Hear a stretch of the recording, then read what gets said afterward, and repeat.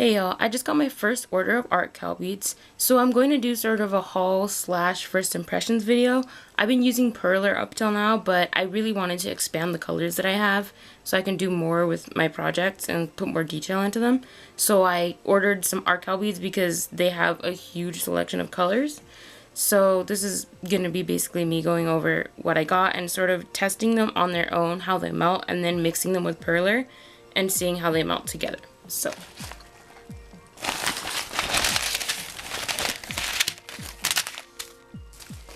okay, these are the colors that I got. None of them are really doubles to the Perler colors. I really wanted like colors that were in between that I could sort of mix with what I have already. And they have a pretty good selection, things that I haven't found at all with Perler, at least not in the minis, because they really don't have as many colors in the minis compared to the midis, which I only work with minis because I like making smaller stuff. So I'm going to put these away and then I'm going to get started and make some small little projects just to sort of test them and show how they work together with Perler and how they work on their own. Now I'm going to do a basic little design just to see how they melt on their own. These beads do have a pretty hard feel to them. They feel harder than the mini Perler beads.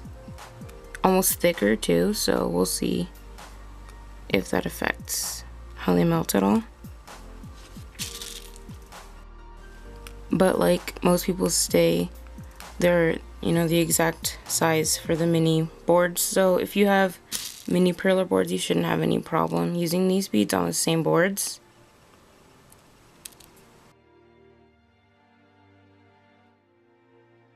These are a bit sticky for some reason. I don't know if that's just how they feel right out of the package. They also had like a kind of a smell to them. Not really a bad smell or anything. Just almost like, I want to say glue or borax, something like that. I don't know, it's not a bad smell. It's just a distinct smell right when you get them out of the package. Maybe if you wash them that would go away. It's not really a problem. I don't think it'll affect how they melt or anything like that. Okay, so we've got that little design there, and I'll just get some paper real quick. Oh, my tape. I forgot. Okay, I've got my little piece of tape here. And I don't have what I usually use to poke holes right now, so I'll just use this little pin for now. I'll make the holes a little bit bigger just so that doesn't affect how it melts at all. And I'm not really worried that these will be bad at melting or anything. I've seen other people use Artkal Minis, specifically the C line, and pretty much everyone says that they melt really similar to Perler. Sometimes they'll be a little bit slower, or they'll have more of a circle melt to them. They won't flat melt as much. So this is mostly just to see and to show sort of if you're not sure if you should go with this brand, or if you want to try out this brand sort of to see what it melts like. And if you're not sure why I'm doing this tape and poking these holes, if you don't know what the tape method is, I can make a video on that. For smaller pieces, sometimes people don't really care to go with the tape method, or people just like ironing straight on the board, but that tends to warp your boards and make them melt and sort of curve.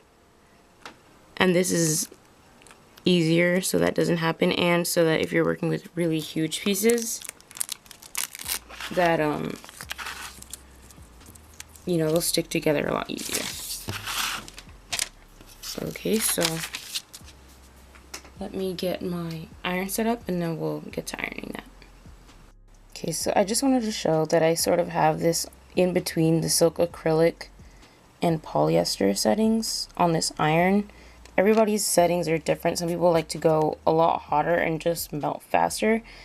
Sometimes I find with the tape method that makes the tape stick to the piece. This is a pretty new iron for me. So I'm still getting the settings down, but I find that getting between this silk and polyester settings right here, it's a lower heat. You might have to melt a little bit longer, but it doesn't really mess up the piece the way that a higher setting might. Okay, so here we go.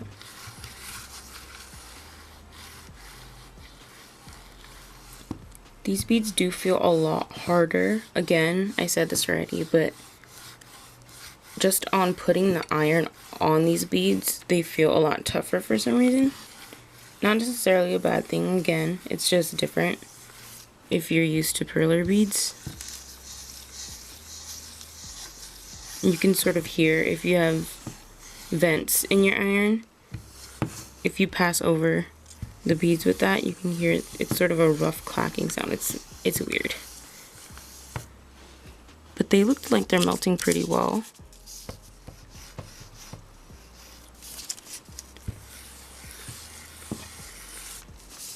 You can kind of see.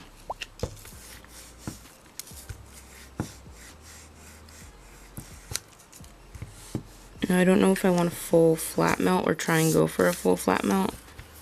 Not everyone does a flat, so we'll kind of go in between. I think that's pretty good. This is a smaller piece, so don't want to overdo it. Okay.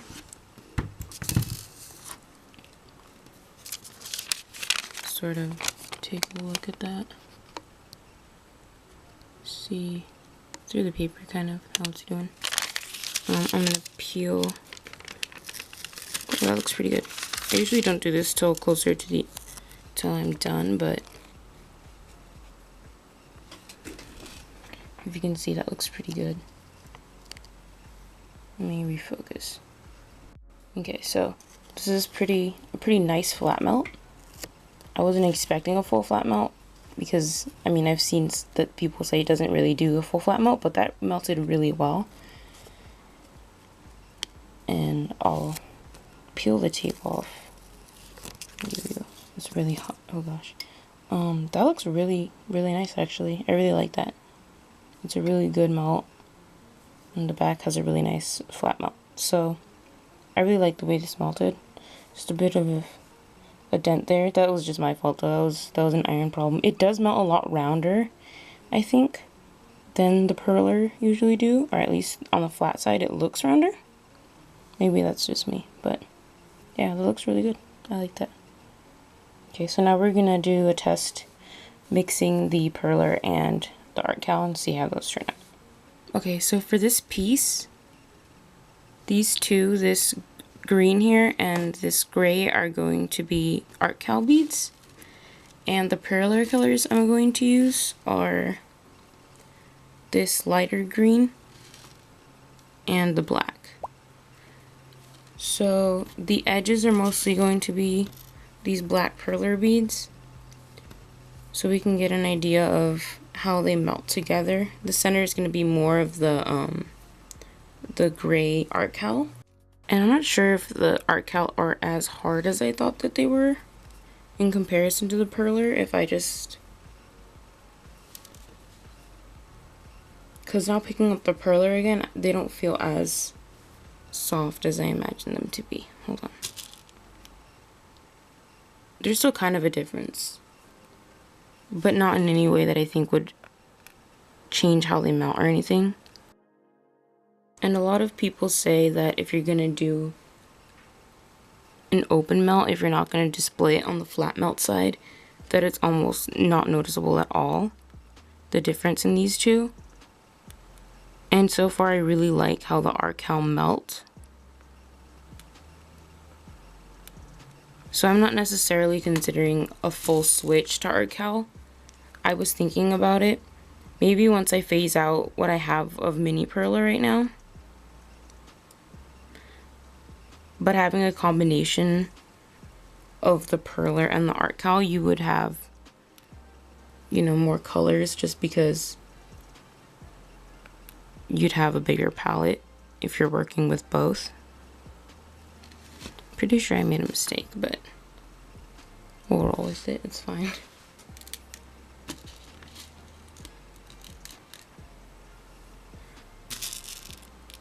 Okay, so these are gonna be Artkal beads.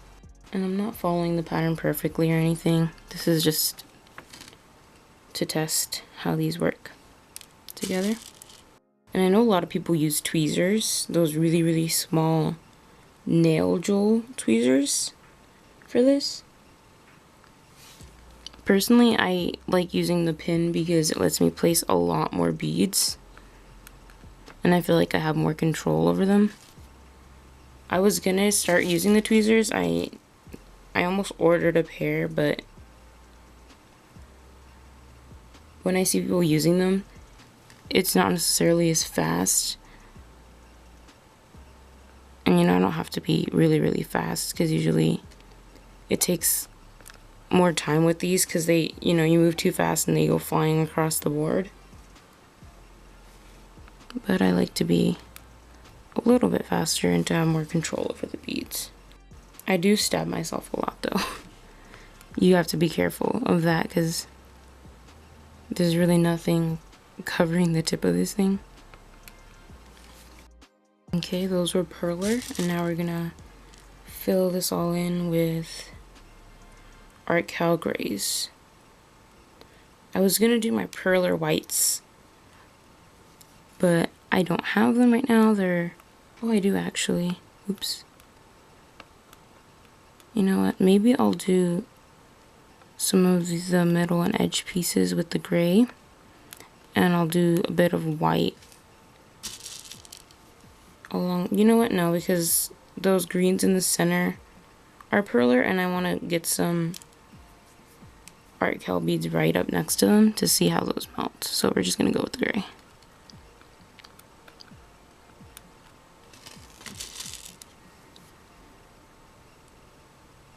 And I didn't order whites or blacks in the Artkal because I have those in Perler right now.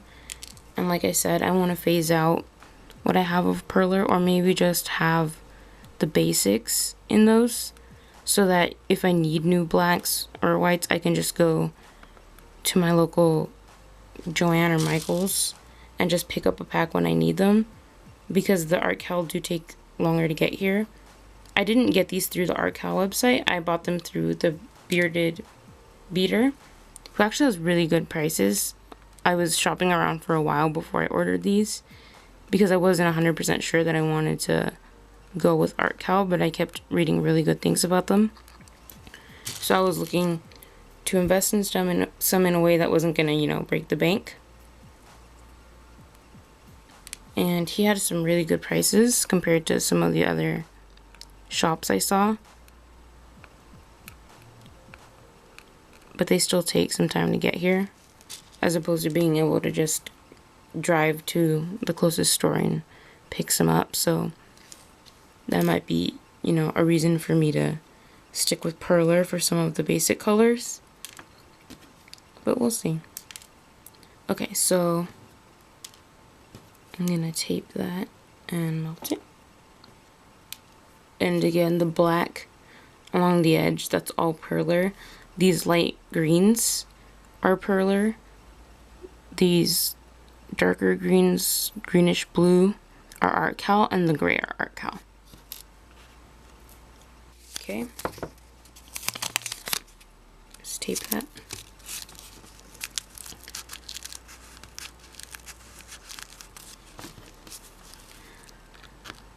I'm surprised I'm not having any tape problems today. My past few projects have been issues. Earlier this week I made the little Yoshi and Mario. And, oh, see, I spoke too soon. And like I was talking about earlier, I had the heat up too high on the iron. So the tape stuck to the piece, and when I peel it off, I can't get it off. Sometimes you can get it off if you use a rolled up piece of tape, doubled up, and just use that to sort of peel the the residue off, but sometimes if it's just melted in there, and when the pieces of bead actually melt sort of around the tape, it's hard to explain, to where the tape almost becomes part of the bead. You just can't get it out. And then, you know, you got a piece you can't really use. Or you just have to display it on the open melt side, which isn't bad if you're gonna just have it in your house or put it on your fridge or something. But if you're selling them, you can't sell them like that, or you can't give them to people like that, really. Unless you're doing a magnet or something, or taping it, or sorry, mounting it on a canvas, then that's fine. But like for a keychain, for example, you want both sides to look good. But this is a new iron, so I'm still getting a hang of the settings that I'm going with. But the Artkal seemed to do pretty well with the same settings that I used for the Perler beads, so I'm not too worried about how this is going to melt, like I've said. This is a bit tougher than my usual, I don't know what that thing is called, an awl, I think? I could be wrong. That it's just a thicker gauge, so you don't have to do this twisting thing. I'm not sure if other people make sure that their holes are kind of larger, but I like to make sure so that the air passes through okay.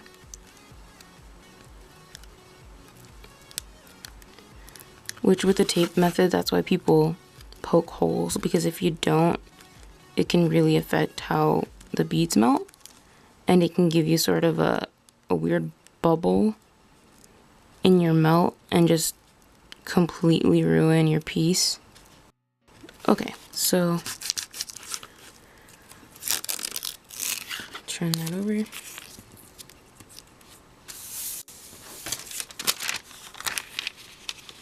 that paper on. This iron actually heats up pretty fast. It's nice. We just got this one because our other one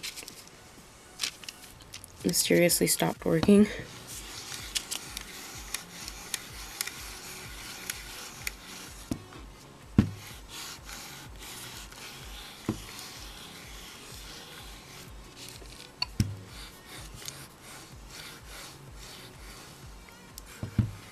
Okay.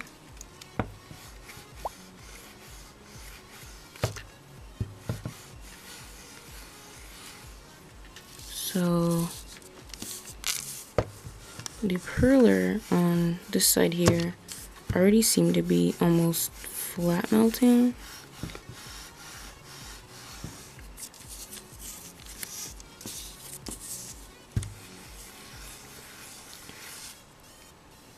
But the Artkal don't seem to be having any problems going at the same rate.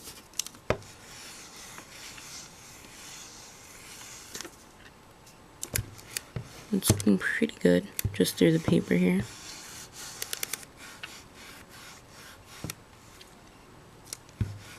And again, as long as they just kind of melt at the same rate and look about the same,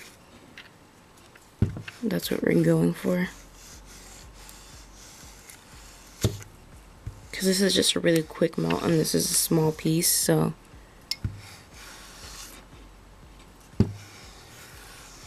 I am kind of seeing that the Perler seemed to be almost melting more of a square melt, where the Artkal are a little bit rounder. We'll see right now. And my battery's dying, so hopefully, alright, that's about it. I don't want to go overboard.